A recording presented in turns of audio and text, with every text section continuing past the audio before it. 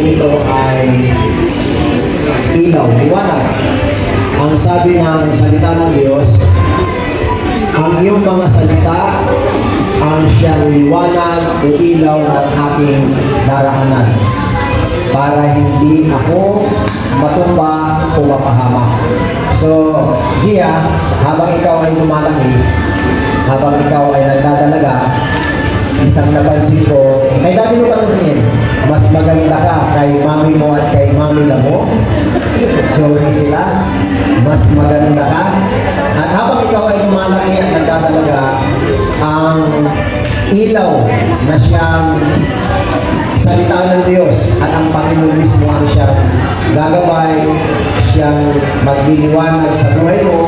At narito ang mga tinawag din na pagbigay ng sign na ito, ang simbolo nito, kaya mamaya-maya kukuha sila ng liwanag dito para kami lahat ay magiging instrument ng Lord sa daraanan mo. Napakaliwanag na daan tungo sa iyong tagumpay.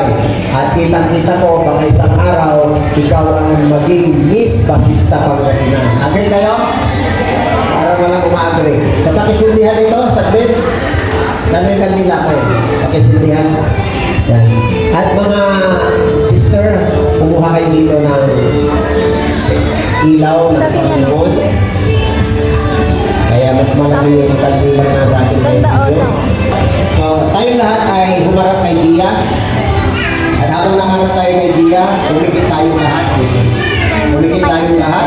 At pwede ba sumunod kayo sa konting panalangin na ito? Sabihin niyo, Panginoong Isus, Pag nakita niya ikaw na liwanag at ilaw, dalangin ko, manahan ka sa puso Ito mo ko, yung cellphone ko. sa buhay ko, at kami maging instrumento Tapos, ng liwanag, lalo na i-open ko. kay Gia.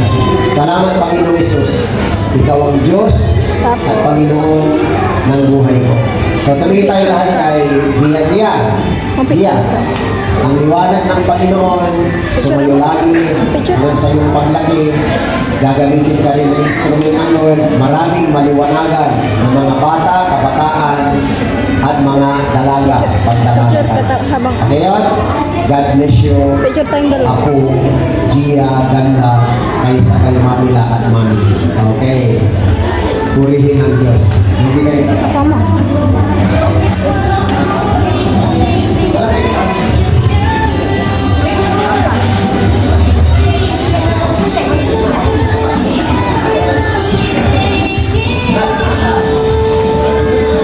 Palakpakan natin ang Panginoon. Isang malakas na palakpak sa Panginoon. God bless you. Ako.